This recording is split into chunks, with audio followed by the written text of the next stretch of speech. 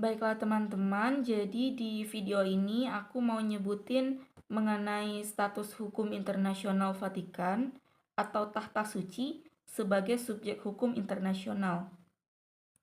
Vatikan atau lebih tepatnya Tahta Suci itu sudah lama diakui sebagai subjek hukum internasional.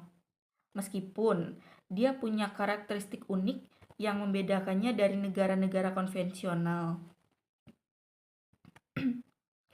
Pengakuan ini didasarkan pada kombinasi faktor historis, yuridis, dan juga praktis, termasuk kedaulatan teritorial melalui negara kota Vatikan, kapasitas untuk menjalin hubungan diplomatik, partisipasi dalam perjanjian internasional, dan pengakuan oleh komunitas global. Meskipun populasi dan wilayahnya terbatas, Tahta Suci memenuhi kriteria subjek hukum internasional melalui peran aktifnya dalam diplomasi, komitmen terhadap norma-norma universal, dan statusnya sebagai entitas spiritual yang diakui secara global.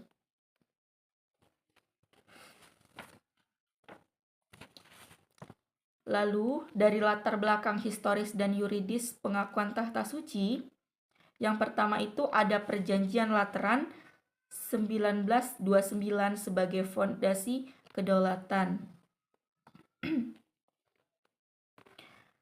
Pengakuan Tahta Suci sebagai subjek hukum internasional secara modern dimulai dengan Perjanjian Lateran pada 11 Februari 1929 antara Tahta Suci dan Italia.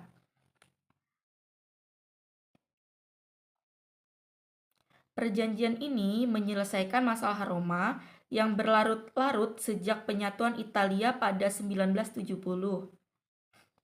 di mana Tahta Suci kehilangan kendali atas wilayah kekuasaan sebelumnya. Melalui perjanjian ini, Italia mengakui kedaulatan Tahta Suci atas wilayah seluas 44 hektar yang kini dikenal sebagai negara kota Vatikan.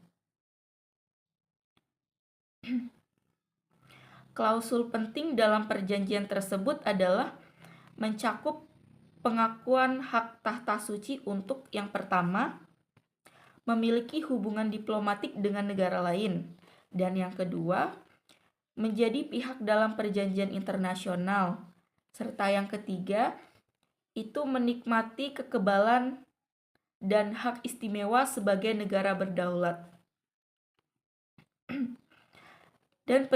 Dan perjanjian ini tidak hanya mengembalikan otonomi teritorial, tetapi juga menegaskan kembali posisi Tahta Suci sebagai entitas independen dalam tata hukum internasional.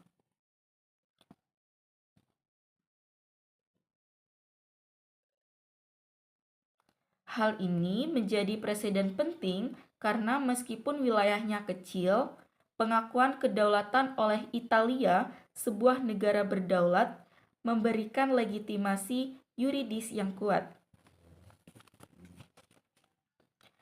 Yang kedua adalah pemenuhan kriteria Konvensi Montevideo 1933. Meskipun Tahta Suci bukanlah negara dalam pengertian konvensional, negara kota Vatikan yang berfungsi sebagai basis teritorialnya memenuhi keempat kriteria Konvensi Montevideo 1933 tentang hak dan kewajiban negara. Yang pertama, populasi permanen. Vatikan memiliki sekitar 800 penduduk tetap. Sebagian besar terdiri dari rohaniwan dan staf diplomatik. Yang kedua, wilayah tertentu. Vatikan memiliki luas 44 hektar di Roma atau 0,44 km persegi. Di Roma, Italia dengan batas yang diakui secara internasional. 3. Pemerintahan yang sah. Sistem monarki atau absolut dengan paus sebagai kepala negara yang memegang kekuasaan legislatif, eksekutif, dan yudikatif. Dan yang keempat, kapasitas hubungan internasional. Tahta Suci telah menjalin hubungan diplomatik dengan 182 negara dan merupakan pihak dalam lebih dari 100 perjanjian multilateral. Pemenuhan kriteria ini memungkinkan Tahta Suci beroperasi sebagai subjek hukum internasional, meskipun skala teritorialnya minimalis. Dan yang lebih uniknya, kapasitas hubungan internasional lebih melekat pada Tahta Suci sebagai entitas spiritual daripada negara Kota Vatikan sebagai entitas teritorial.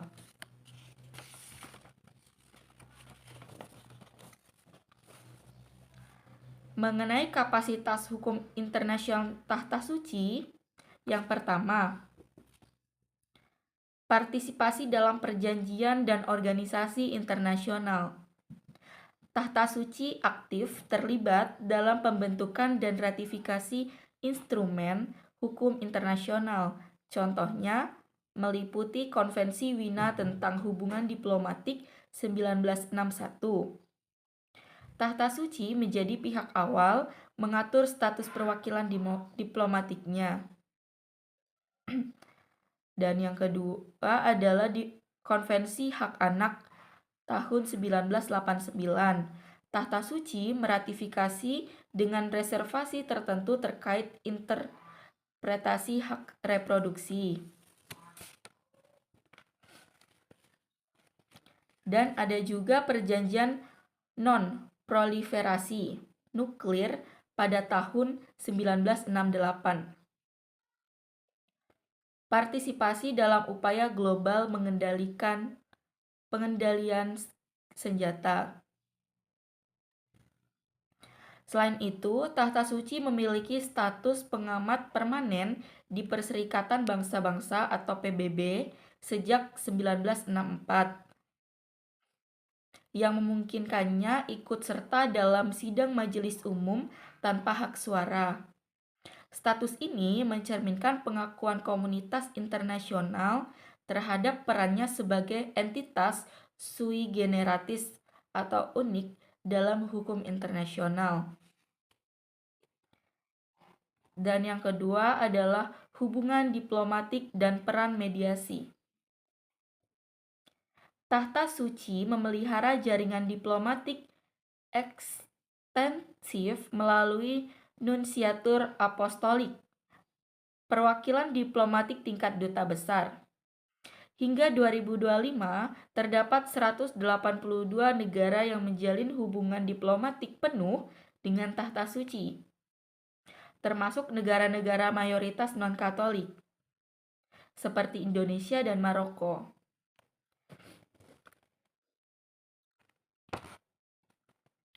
Peran diplomasinya seringkali bersifat mediasi, seperti upaya mendamaikan konflik di Amerika Tengah pada 1980-an atau menjadi mediator tidak langsung dalam ketegangan AS-Kuba. Contoh konkret pengakuan kapasitas hukumnya adalah persetujuan dasar antara Tahta Suci dan Tiongkok pada 2018 tentang penunjukan uskup. Meskipun Tiongkok tidak mengakui kedaulatan Tahta Suci, pemerintah Beijing secara de facto menerima otoritas paus dalam penunjukan uskup, suatu bentuk pengakuan implisit terhadap personalitas hukum internasional Tahta Suci. Selanjutnya ada analisis kontroversi dan keunikan status hukum. Yang pertama, ada dualisme Tahta Suci dan negara Kota Vatikan. Pembedaan antara Tahta Suci atau Holy See sebagai entitas spiritual dan negara Kota Vatikan sebagai entitas teritorial penting untuk memahami status hukumnya. Dalam praktik, Tahta Suci bertindak sebagai subjek hukum internasional utama yang terlibat dalam perjanjian dan diplomasi. Dan negara Kota Vatikan juga berfungsi sebagai negara pendukung yang menjamin kemandirian tahta suci. Misalnya, perwakilan diplomatik asing diakreditasi ke tahta suci, kemudian Vatikan. Demikian pula keanggotaan dalam organisasi internasional seperti IAEA atau Badan Energi Atom Internasional dilakukan atas nama tahta suci. Dan yang kedua adalah kritik atas ketidaksesuaian dengan kriteria negara. Beberapa sarjana mengkritik status tahta suci karena tidak sepenuhnya memenuhi kriteria kenegaraan tradisional. Dari segi populasi, penduduk Vatikan bersifat sementara dan bukan warga negara melalui kelahiran. Yang kedua, kemandirian ekonomi. Vatikan atau tahta suci bergantung pada sumbangan global Gereja Katolik. Namun, argumen kontra menyatakan bahwa hukum internasional bersifat fleksibel. Institut Hukum Internasional pada 1929 menyatakan bahwa tahta suci adalah subjek hukum internasional, terlepas dari pernyataan tentang kedaulatan temporal.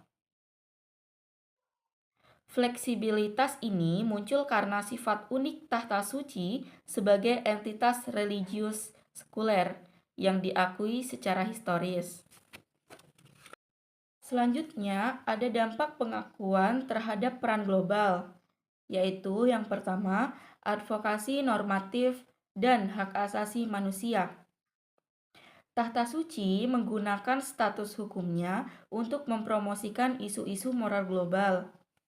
Contohnya, kampanye anti-eksploitasi anak.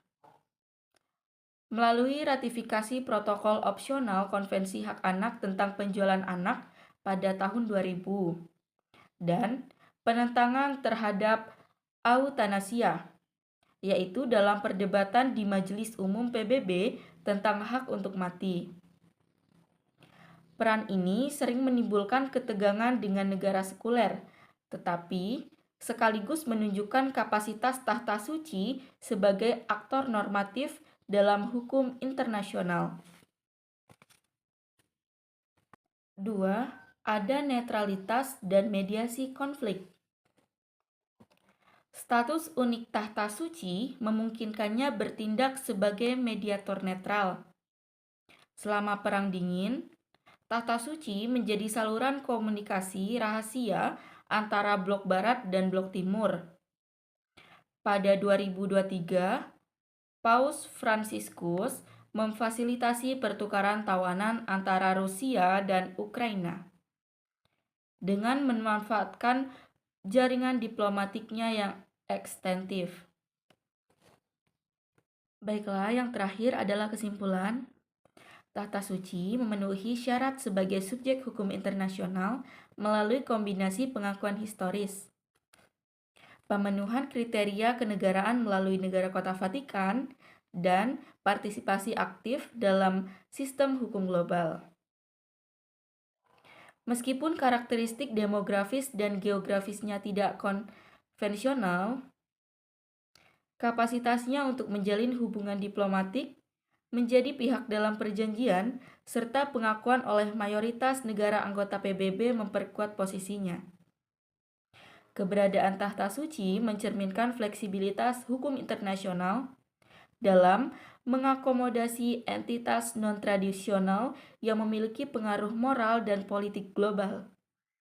Peran ini memungkinkan akan terus berkembang seiring kompleksitas tantangan global yang memerlukan keterlibatan aktor transnasional berbasis nilai.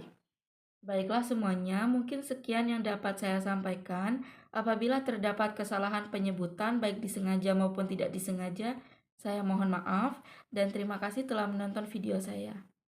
Bye-bye semuanya.